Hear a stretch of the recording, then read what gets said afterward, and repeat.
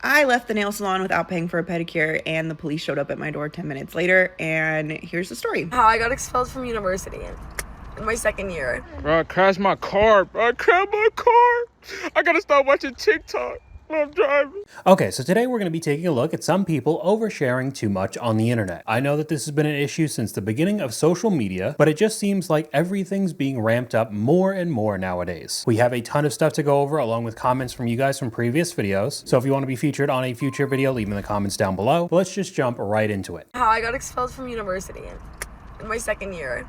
So I was talking to this guy, and already the story's gonna be because it starts with this. He came over one day. So whatever, we're just chilling. I'm in my shower towel about to take a shower. He's waiting in the living room, and then I hear 3 knocks on the door, which is weird because like no one usually knocks when you come in because we all have keys, so I know it must be someone else. And so I open the door in my shower towel, and there's like 4 public safety officers out there.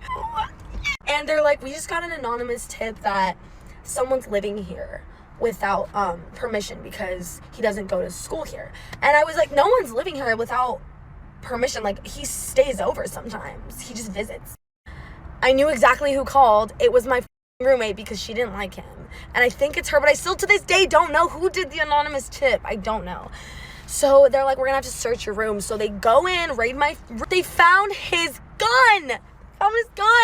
This guy decided to bring his gun to my dorm, to my apartment on campus. And he says that he doesn't know. I don't know if I believe that. And also, you're an idiot anyways if you don't know where your gun is at. Okay, so before I say anything, we'll just go over to the comment section. So that's completely fair. And the creator replies, yeah, not fair to me, LOL. I had no clue and got expelled. I don't even know what to say about that one. Glad your roommate is safe now. Very fair. Something tells me there's a lot missing from the story. I wouldn't doubt if the boyfriend was living there as well. Yeah, immediately know you are who you hang out with. Fair, it doesn't even sound legal. Well, what did you expect? I mean, the comments went on. And something to add on top of this situation, good luck getting into another school in the future because you decided to record this video and put it out for the world to see. That means any future college or university could look this up, and why would they accept you if you enrolled? You're basically shooting yourself in the foot for some attention online. And there's actually another college-related clip up on screen right now. My RA just came to my door and told me I have to clean my room in the next 2 days. I thought I was at college and left my mother behind. And you could clearly see how destroyed the room looks. I know I'm going to say this a lot throughout the video, but why did you decide to post this in the first place? And we got a couple interesting comments back to back. This is a health and safety and fire code issue. Good to see you're in a single room though. And then immediately the next comment, my reaction to finding out it's not a single dorm room. So this story ended up getting even worse. This not being a single dorm is the most horrific part. Over 40,000 likes on that comment alone. If your RA is telling you you have to clean your room, it means it's a safety hazard. I would never post this. Oh, that's not funny. I just don't understand the thought process. You don't have to post every single detail of your life. But I asked you guys in an older video, do you know someone who overshares online? Almost every lifestyle influencer. I shouldn't know the city, state, and apartment complex you live in. It's dangerous. I agree with that as well, especially when those types of influencers turn into the family channels. And now people know what your kids look like, where they go to school, where you live. Does not seem like a safe thing to do at all. I don't, but when I had my daughter, you'd be surprised by the absolute outrage I received from both sets of grandparents when I told them I had a no posting pictures of her policy. It's weird how much people expect access to you and your life now, all to just share these posts on places like Facebook with fringe friends and acquaintances. It's very odd. I had a friend who would document on Facebook every activity her and her boyfriend did. Then they would break up and she would delete everything. She did this at least twice before I unfriended her. Such a waste of effort. And now people do that on Instagram, Twitter, YouTube, TikTok, all of it. I mean, here we got an example of somebody admitting to a crime and getting caught for it.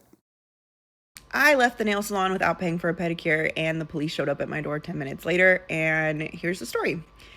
So I went to go get a pedicure, and the woman that was working on my feet, and I did not communicate much. She didn't understand me when I had spoke to her. So I just was like, you know what, I'm gonna sit back and relax, and nothing else but the number pedicure I chose needs to be communicated, I guess. She starts my service and she's hacking up all over my feet. She didn't like cough in her arm or anything, didn't move her head. It was disgusting. And I was like uncomfortable the entire time, but I didn't call the manager over because I didn't want to embarrass her and have the entire shop here and have him tell her. So at the end, I went to go check out and I said, hey, is there anything you can do, like a 5% discount, 10% discount? Because my service was really uncomfortable and I was coughed all over the entire time. And he refused, said services were fully rendered. I should have said something in the middle. I explained I'm not confrontational. I didn't want to call you over and do that. And I left.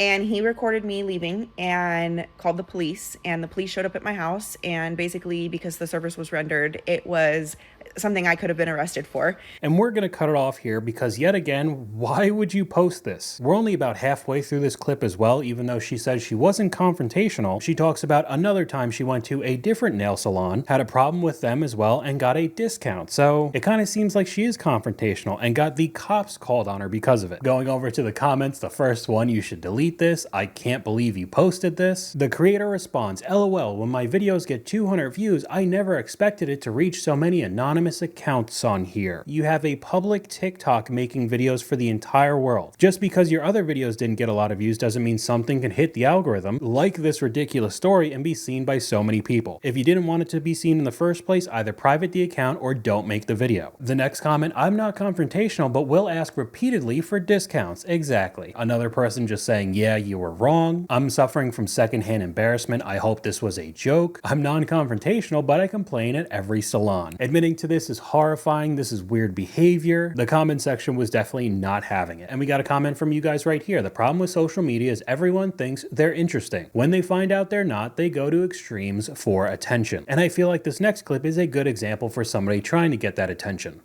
3 more days until I'm no longer legally responsible for another human being besides myself. I have been a mom for 24 years. My oldest son turned 24 on last Saturday, and my youngest child will turn 18 the day after Thanksgiving. And I kind of don't know how to feel about that. I have been in mom mode for 24 years. And although I will still be their mother and be there for them, I am legally not responsible for anybody but myself. And that's crazy. What a weird video to make. As a mother, why would this even be a thought? Very good point. My mom also had a countdown for us. I no longer talk to her. As a 20-year-old, I couldn't even imagine my mom saying this. It really just sounds like you hate your kids and you want the entire world to know. Very odd. And we got another comment from you guys right here. I miss the internet when people used to post for fun and people watched for fun. And now everything is very different. I feel like the biggest example is the beginning of Instagram compared to today. At the start, it was kind of goofy. It was basically just what your camera roll, random photos, not taken seriously at all. And now in today's world, everything needs to be aesthetic. You basically need to be some sort of influencer. All the photos have to be professional level grade. It's very weird. But we got a little update from a clip that we watched previously talking about the viral DoorDash girl. Things just got so much worse for the TikTok DoorDash girl because this is becoming a nightmare for her. So on October 12, 2025, a DoorDash driver by the name of Olivia Henderson got an order in Oswego, New York. All she had to do was leave the food at the door, take a picture of the food, and continue on with her night. Instead, she allegedly made a series of awful decisions. The police and prosecution, they're alleging that she pushed the door open and decided to film a drunk dude who was passed out on his couch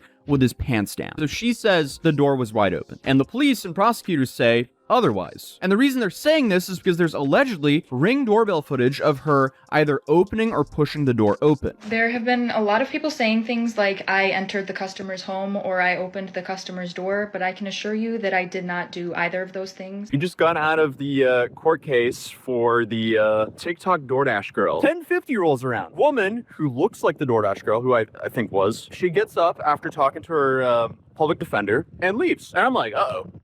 What's going on now? I go out to the clerk, I talk to them, and I'm thinking, okay, there's a continuation that happened. Instead, I found out this was divested to county court. So that means most likely they could penalize her a lot harder. So if this got even more serious, I feel like the Ring video is pretty damning. All you had to do was take a photo at the door, but you had to make a series of videos getting a ton of views, and now you could legitimately be facing jail time.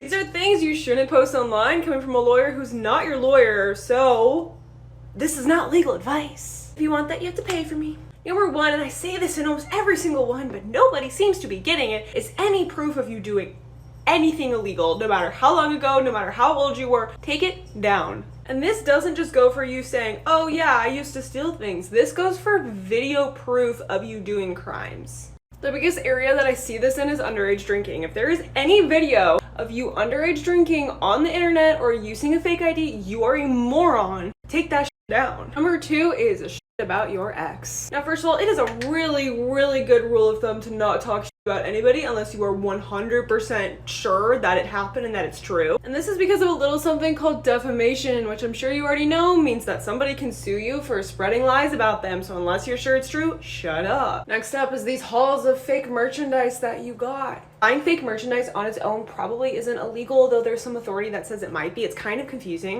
But because it's such a gray area, it's still something you clearly should not be posting. Also, if you're purchasing a ton of this stuff and then posting it online as a little yellow app haul, that could be considered intent to distribute it. So don't post that. And we've actually gone over this topic before on the channel. With the luxury hauls influencers love to make, we have others doing the same with all fake merchandise. And they say stuff like that, the little yellow app, which if you don't know is DHgate, that's where you could buy these items. You'll get in trouble if you actually say that on TikTok, but regardless, if you're showing it off, it is still technically illegal. And of course, you would think admitting to things or having video proof of you committing crimes online would be something you shouldn't post online. We've already seen examples of that earlier in this video, and we'll see another one a little bit later. But we got a comment from you guys right here. I delayed to my niece for a post she made when her daughter started school. She posted her 6-year-old daughter's picture, her new school, her age, her teacher's name, and her room number. She loves her daughter, I get that, but that's more than enough info for a predator. And it's not like there aren't examples of people being followed, being stalked, finding out everything they need to know just from posts online, but yet people still keep doing it. And even a couple of these quick posts at your job, I feel like can land you in hot water and possibly get you fired. We got one up on screen right now. They can deny paid time off, but not disability. Showing a clip making it look like she's about to fall and hurt herself on the job. Now, even though this is most likely a joke, if you ever actually legitimately get hurt at work now, they are 100% going to take this video and use it against you so you don't get any type of disability. Another one here, let's see how much I read during my 9 to 5, and it's just a long form video of her reading during the day. If you were doing it and getting away with it, why tell anybody, especially making a video? This is the kind of stuff that just funnels into, oh, I got fired from my TikTok videos that I make. I really just don't understand anymore. Keep your Strava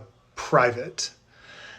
Having a public Strava is great because you're going to get more followers, you're going to get more kudos. Kudos make you feel good. I get it. But it's very dangerous. So if your Strava is public, people know your routes. They know when you're leaving for runs. They know when you come home from your runs. And that's just a recipe for disaster. Someone could be waiting for you alongside one of your most popular or favorite routes to mug you or hurt you.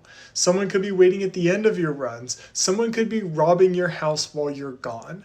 And I just don't want that to happen to anyone. As good as kudos feel, it's just not worth it. A public Strava is crazy, I never understood it. And then the next comment saying it's not that deep. Until you see another news headline that somebody got robbed on their run in the middle of Central Park in New York City. It's crazy to me that people just don't take this seriously at all. But we could switch over to the driving portion of this video. These people are so dumb.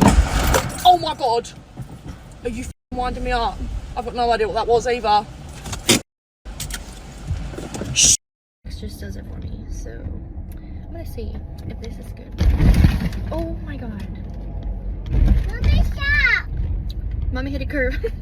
And we could go right over to the description. Hopefully my husband doesn't see this. So let me post a TikTok for the world to see with over 100,000 likes. But I'll do you one better. We'll amp it up even more with the next one.